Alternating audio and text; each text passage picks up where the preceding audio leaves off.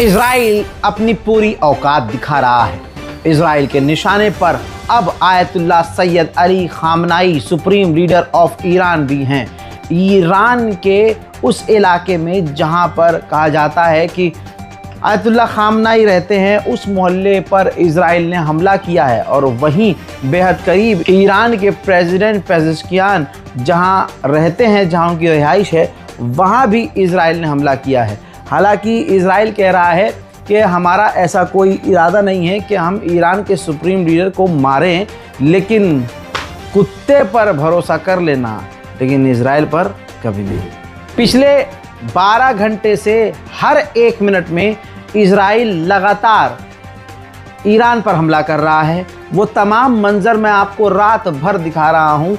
पूरी रात आपको दिखाया है कि किस तरह से इजराइल के हमलों को बेहतरीन तरीके से ईरान के डिफेंस सिस्टम ने तबाह किया है। लेकिन कितनी देर तक ईरान ऐसा कर सकता था? ईरान के ऊपर, ईरान की राजधानी तेहरान पर अचानक से इजराइल ने फिर बड़े हमले शुरू कर दिए। कई इलाकों से हमले किए, जिसमें कई मिसाइल, ड्रोन और रॉकेट तेहरान में जाकर गिरे, जिससे भारी तबाही तेहरान में मच गई।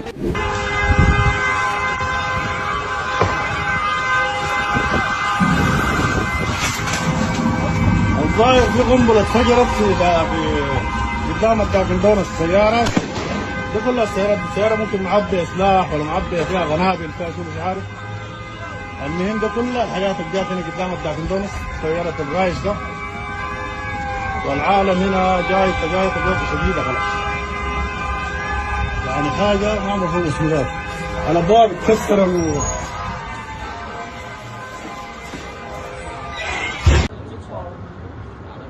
یافته‌آور زدن.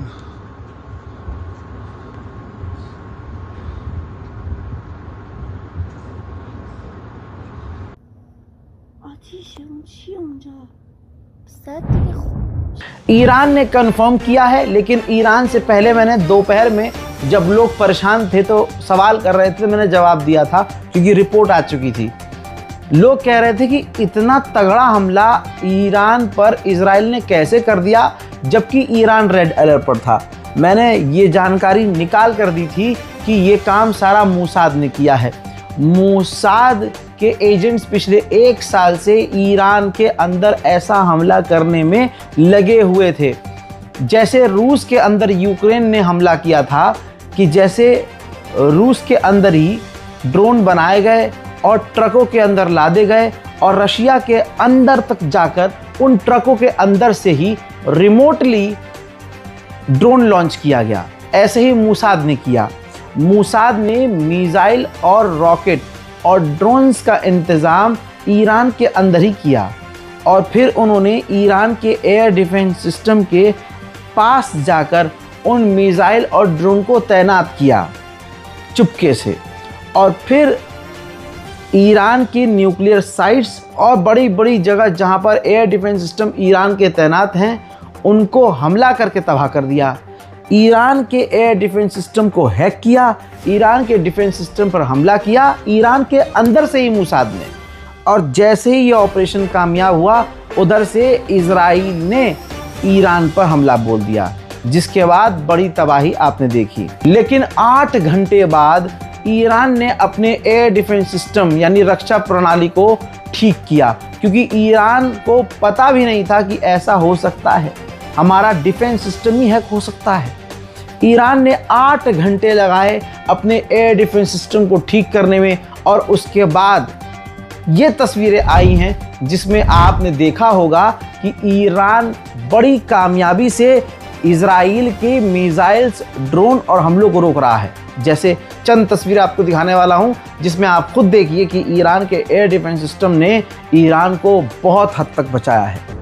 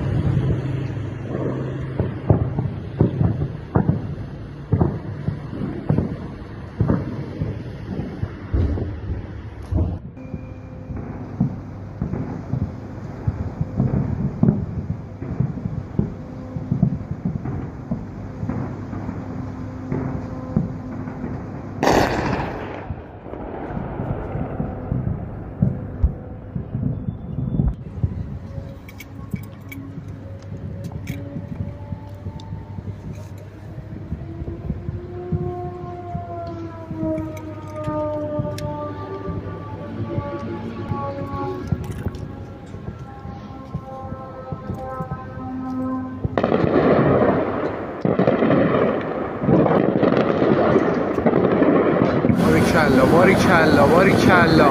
ای جان ای جان. ایول ایول. تازه را افتاده تازه را افتاده. باریکلا باریکلا.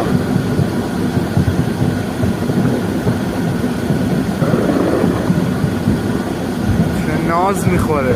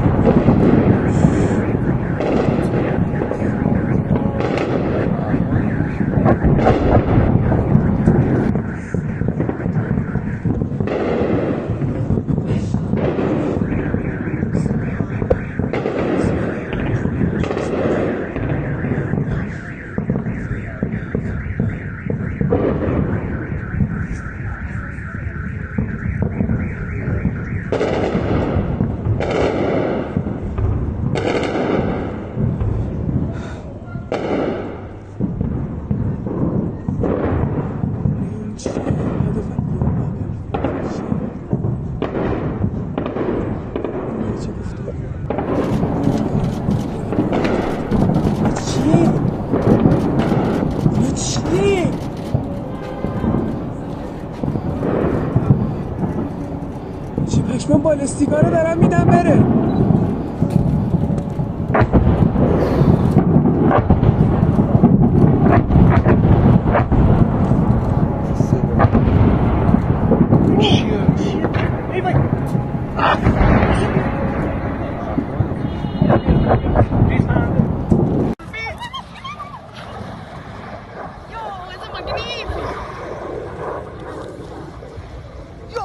Yo!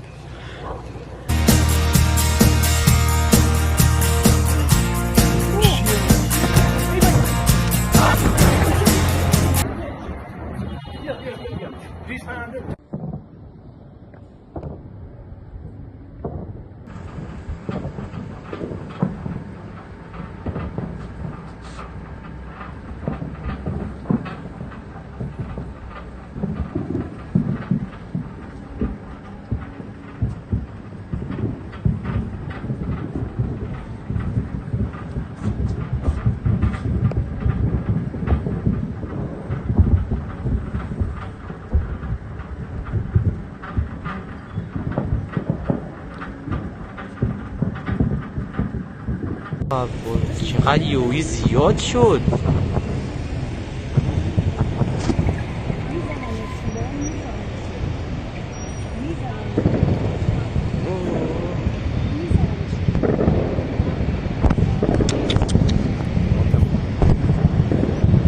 خیلی وحشت.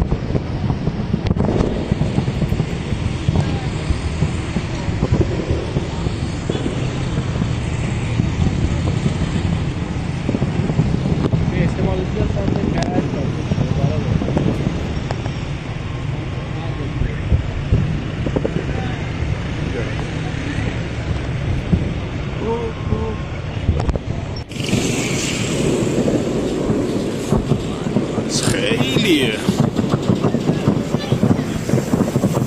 کجا رو بگیرم؟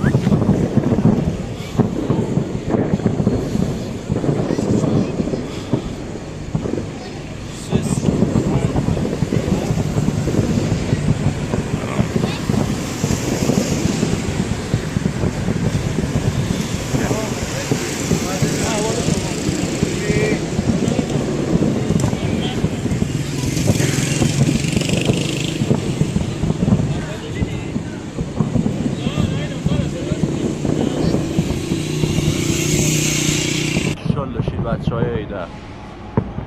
ماشاءالله ماشاءالله ماشاءالله. باریکلا ماشاءالله. بالاسیه بالا. هدفمند تهران.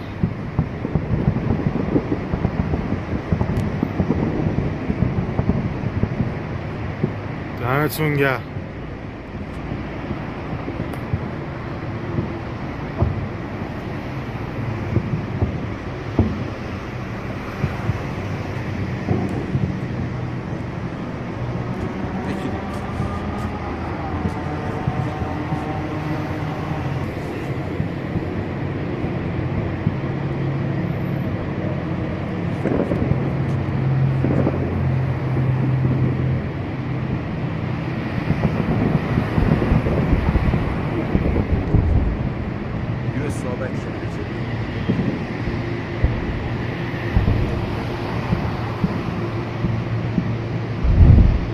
एक आले यहूद है जो बंकर में छुपे हुए हैं और एक ईरानी मुसलमान हैं जो खुले आसमान के नीचे हैं। जब ईरान के डिफेंस सिस्टम इजराइल के रॉकेट और ड्रोन्स को रोक रहे हैं तो नीचे वो ताली बजा रहे हैं।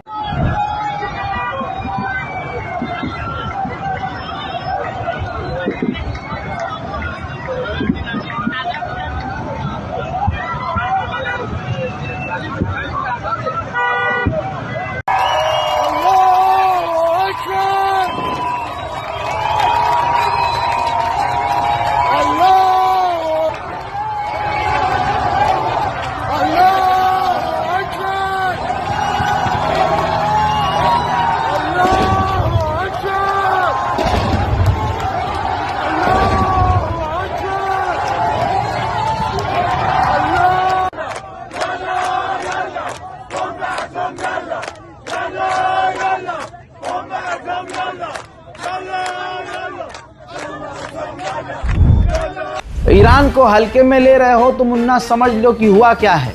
अभी ये आपको देर रात को बता रहा हूं और मामला और भी ज्यादा हो सकता है।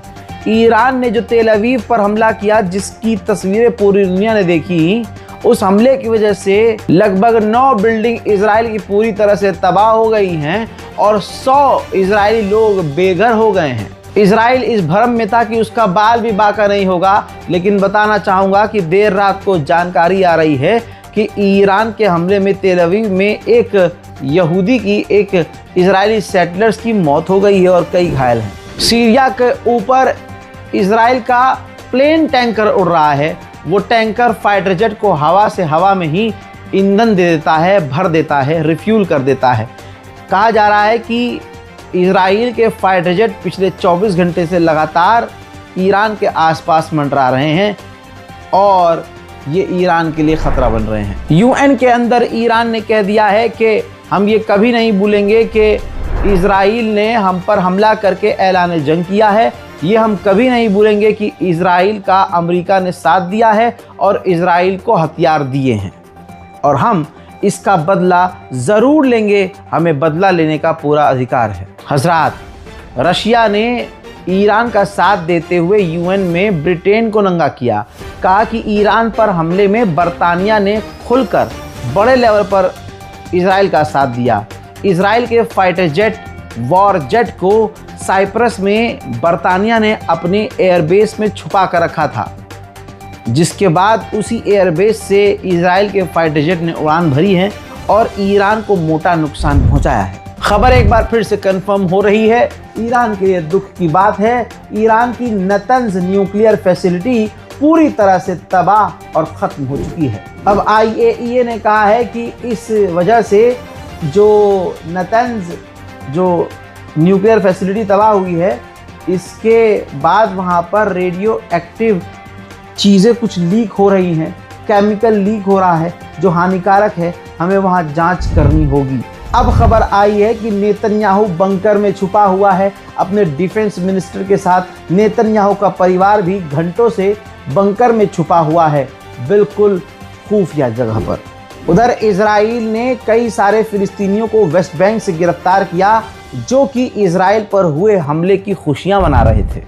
ईरान के जनरल कमांडर ने कह दिया कि हमारा ऑपरेशन सादिक 3 तब तक चलेगा जब तक हमें ज़रूरत लगेगी। दोस्तों, आपको बता दूं कि ईरान ने इस ऑपरेशन का नाम सादिक 3 रखा है। سیلی محکمی بود که در گام اول نواخته شد.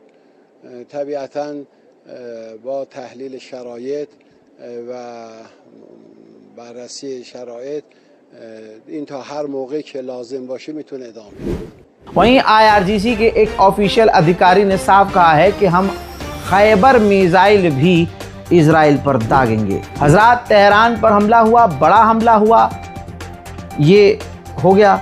अब इसके बाद लास्ट में आपको ताज़ा तरीन बता रहा हूँ, अभी 1 घंटे पहले ईरान ने एक बार फिर से नई हमलों की लहर इजराइल पर शुरू की है।